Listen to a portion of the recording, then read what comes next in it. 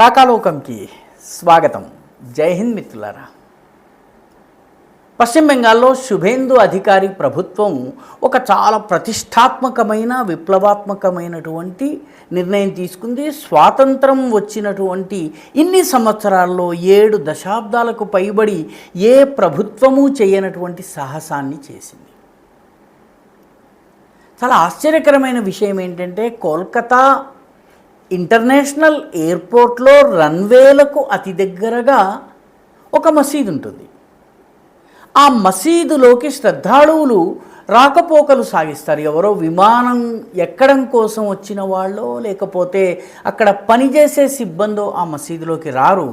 ఆ చుట్టుపక్కల ఉన్నటువంటి గ్రామాల వాళ్ళు ప్రత్యేకంగా వాహనాలు వేసుకుని వస్తారు. వాళ్ళు తమ ఆధార్ కార్డులను చూపిస్తే వాళ్ళకు వేరే దారి మీద వాహనాల మీద ఎక్కించి విమానాశ్రయం ఖర్చు మీద లోపల ఉన్నటువంటివి అక్కడికి మసీద్ దగ్గరికి తీసుకెళ్ళటం జరుగుతుంది. అక్కడ వాళ్ళు నమాజ్ నిర్వహించుకుంటారు. అరగంట 45 నిమిషాలు ఎంత సమయం పడుతుందో అంత సమయం. ఆ తరువాత వాళ్ళు మళ్ళీ నిదానంగా వస్తారు. వాళ్ళ కోసం వాహనాలు రెడీ.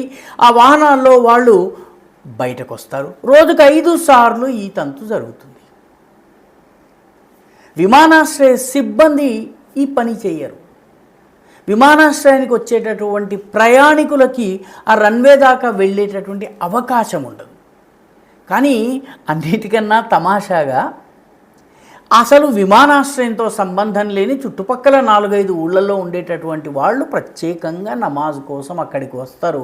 వాళ్ళకి గత ప్రభుత్వాలు ఆధార్ కార్డు చూపిస్తే చాలు అని చెప్పి తృణమూల్ కాంగ్రెస్ పెట్టింది. ఆధార్ కార్డులలో ఈరోజు ఫేక్ కార్డులు కావచ్చును, రకరకాల ఇవి తీసుకుని రావడం ఎంత సులభమైపోయింది. ఆ నేపథ్యంలో వాళ్ళు రావడం, వాళ్ళకి మళ్ళీ రాకపోకల ఏర్పాట్లు చేయటం ఇదంతా జరుగుతోంది. ఈ మసీదు పేరు బాంక్రా మసీద్. దీనికి గౌరీపూర్ మసీద్ అనే పేరు కూడా ఉంది. ఇది 136 సంవత్సరాల సుదీర్ఘ చరిత్ర ఉన్నటువంటి మసీద్ అని చెప్తారు. కానీ ప్రపంచంలో ఏ రన్వేలో కూడాను ఈ రకమైనటువంటి కట్టడాన్ని అనుమతించరు. రక్షణ పరంగా, భద్రత పరంగా, విమానాల ప్రయాణ పరంగా ఇది సరిగ్గా రన్వేకి ఎంత దగ్గరగా ఉంటుందంటే, దాని నుంచి లైట్లు వచ్చినా మినార్లకు సంబంధించిన లైట్ల వల్లనో ఇబ్బంది కలిగేటటువంటి అవకాశం ఉంది. ఆ పక్కనే పైగాను ఈ కాళ్ళు చేతులు కడుక్కోవడానికి వజూ చేసుకోవడం అంటారు. దానికోసం ఒక చెరువు ఉంది. ఆ చెరువులో నీటి ప్రతిఫలనం వల్ల కూడా కొన్నిసార్లు విమానాలు తప్పుదోవ పట్టే అవకాశం ఉంది. అందుకనే దగ్గరలో ఎయిర్పోర్ట్ లోపల కానీ ఎయిర్పోర్ట్ పరిసరాల్లో కానీ ఇటువంటి వాటర్ బాడీస్ ఉండవు.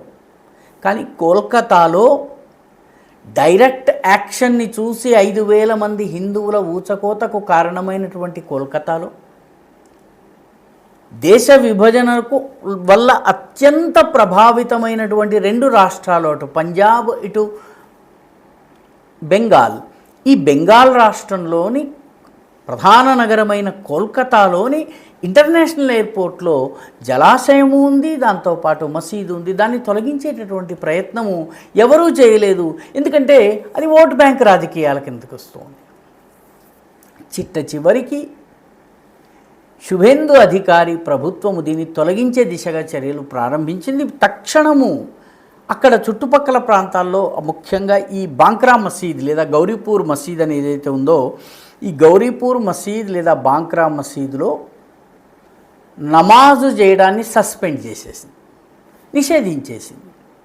నమాజ్ చేయాలనుకున్న వాళ్ళు బయట చేసుకోవచ్చును. వాళ్ళ కోసం ప్రత్యేక విమానాలు వాళ్ళని లోపల తీసుకుని రావడాలు, ఆధార్ చెకింగ్స్ ఇవన్నీ కావు. సాధారణమైనటువంటి విమాన పర్యాటకుడిని అన్ని రకాల టెస్ట్లకి గురి చేస్తారు. సిబ్బంది కూడాను అనేక రకాల స్టాండర్డ్ ఆపరేటింగ్ ప్రొసీజర్స్ని అండర్గో కావాలి. కానీ ఈ రకంగా ఎవరైతే వస్తున్నారో వీళ్ళు ఎవరు, ముఖ్యంగా సరిహద్దు బంగ్లాదేశ్ ఉంది, అదేవిధంగా మతోన్మాదం పెచ్చరిల్లుతోంది, రకరకాల ఉగ్రవాద ఘటనలు జరిగినాయి. ఇవన్నీ జరిగిన నేపథ్యంలో ఎలా అలౌ చేయాలి?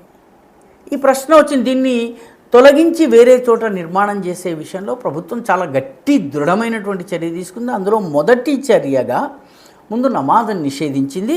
తక్షణము దాని చుట్టుపక్కల రోడ్ డెవలప్మెంట్ కానీ దాని ఇన్ఫ్రాస్ట్రక్చర్ డెవలప్మెంట్ కానీ చేయవలసి ఉంది. కాబట్టి ముందైతే దీన్ని ఆపామని చెప్పారు. కాబట్టి నేటి నుంచి అంటే సోమవారం నుంచి అక్కడ నమాజ్ ఆగిపోయింది. నిజానికి ఈ మసీదును వేరే చోటకి తరలిస్తే, ఇంతకన్నా ఎక్కువ భూమి ఇచ్చి నిర్మాణం చేసి అక్కడ చక్కటి మసీద్ నిర్మాణం చేస్తే భక్తులకు కూడా రాకపోకలు ఇబ్బంది ఉండదు. ఎయిర్పోర్ట్ అథారిటీ కూడా వాళ్ళకి విమానాల్ని ప్రొవైడ్ చేయవలసినటువంటి తలనొప్పి ఉండదు. వాళ్ళకి ఆధార్ కార్డులు ఇవ్వవలసినటువంటి, ఆధార్ కార్డులను చెక్ చేయాల్సినటువంటి రక్షణ వ్యవస్థ అవసరం ఉండదు. విమానాశ్రయం లోపల ఇప్పుడున్నటువంటి 2 రన్వేలు 4 రన్వేస్గా డెవలప్ చేసేటటువంటి వీలుంటుంది. కోల్కతా కేవలము పశ్చిమ బెంగాల్కి మాత్రమే సంబంధించిన ఎయిర్పోర్ట్ కాదు, నిజానికి మొత్తము ఈస్టర్న్ ఇండియాకి ఒక హబ్ వంటిది. అదేవిధంగా అక్కడి నుంచి నేపాల్కి కేవలము గంట లోపల ప్రయాణం చేయవచ్చును. కాబట్టి నేపాల్ కావచ్చు, భూటాన్ కావచ్చు, వెళ్ళాలనుకున్న వాళ్ళకి విదేశాలు 2 కూడా ఈ వెళ్ళడానికి చాలా సులువు అవుతుంది. కలకత్తా నుంచి ఢాకా వెళ్ళడం కూడా 2-2.5 గంటల్లో వెళ్ళిపోవడానికి వీలవుతుంది. అదేవిధంగా ఈ ఎయిర్పోర్ట్ మనకి ఆగ్నేయాసియాకి ముఖద్వారం వంటిది.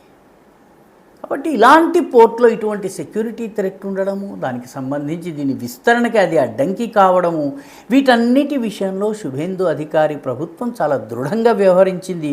ముందైతే అక్కడ నమాజ్ చేయటాన్ని సస్పెండ్ చేసిందంటే నిషేధించింది. ఈ వీడియో మీకు నచ్చినట్టయితే లైక్ చేయండి, షేర్ చేయండి, ఈ ఛానల్కి సబ్స్క్రైబ్ చేయండి. మీ అభిప్రాయాన్ని కమెంట్ల రూపంలో తప్పనిసరిగా పంపించండి.